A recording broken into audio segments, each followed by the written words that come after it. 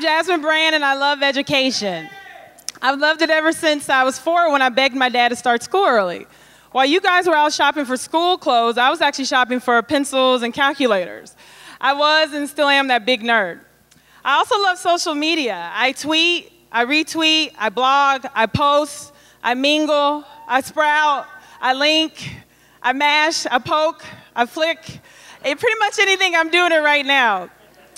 I think education and how we learn right now is at an awesomely creative place due to the use and implementation of social media in course curriculum and design. Now more than ever, collaborative learning tools such as chat rooms, blogs, and forums are being used and widely accepted in classrooms. People all over the world now have access to all kinds of information. That's amazing. We all now have access to an abundance of useful and completely useless information. We're actually now all wasting time together, which is awesome. Now that I've spread a little positivity your way, I want to throw something radical. If I was Quentin Tarantino and I was going to cast social media education in a movie, social media would be Ike Turner. And education would be played by, you guessed it, Tina, right? There's a lot of love there between the two of them. But their relationship is complicated, and it's sometimes completely jacked up. Let me explain. Ashton Kutcher would have you believe that the whole world has jumped on the social media bandwagon.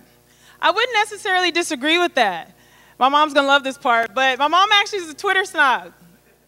She actually, the other day, told me that, did you know that on Follow Friday, you can actually follow your whole Twitter list? And actually, she's now starting to use the word "defriend" in conversations. I asked her to go to lunch the other day, and she said, sure, Jasmine, I got to run some errands to defriend a couple of people, but I'll catch up with you later. She seriously said that.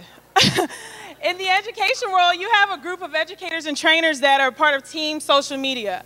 They fully embrace the flexible, unpredictable nature of informal learning, and they really get off on the instantaneous Tourette's-like communication between learners and students. You got the other team, the team I hate change and innovation. Team, it scares me. Team, I mask my fear with a disdain for anything that starts with the word social. I actually don't know how they would fit all that on a t-shirt, but in my professional life, I deal with a lot of corporate trainers. And they've told me that they think social media is the devil.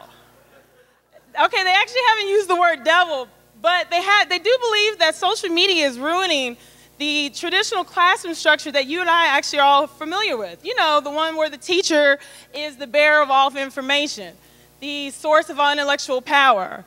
In another word, basically, the teacher is like God, like Stewie. Okay, let me tell you a little bit about Ike and Tina Turner. Ike and Tina met when Tina was 16, and actually, he was really impressed by her raspy, male-like vocals. So they formed the Ike and Tina Review. They shot to success with two big hits like Proud Mary and Full in Love, got Grammy wins, and actually were inducted in the Hall of Fame in '91. Despite all of this success, their relationship could be best described as rocky. As their success grew, so did Tina's need for independence and growth. Fearful of this, Ike began to control Tina, and one of those ways was abuse. Ike's abuse came out of fear of Tina leaving. And she did this actually in 1978 and went on to a huge career. In Ike's own jacked up way, he loved Tina. Most of his success came from her. And in Tina's own way, she actually loved Ike as well. Although that relationship was painful, out of it came a newfound independence, musical creativity, and her huge hit, What's Love Got to Do with It? I think at the core of this love-hate relationship between social media and education is fear. A fear of teachers being replaced. As we continually shift as a culture to when we look to technology rather than teachers for our answers, many teachers start to wonder if they have a place. In Ike and Tina's relationship, Ike actually thought he had all the power, but it was really Tina that kept the relationship together. Ike needed Tina, and Tina needed that relationship with Ike to kind of transform into what she is today. We always will need great teachers, educators, and schools out there, those that bring learning to the masses. A great teacher will never be replaced by a Google search or a tweet. Social media needs education. Social media needs all of us really to accept change and accept innovation. We all need to embrace social media so that we can start doing some amazing things in education for people, actually for the world. Thank you. I'm Jasmin.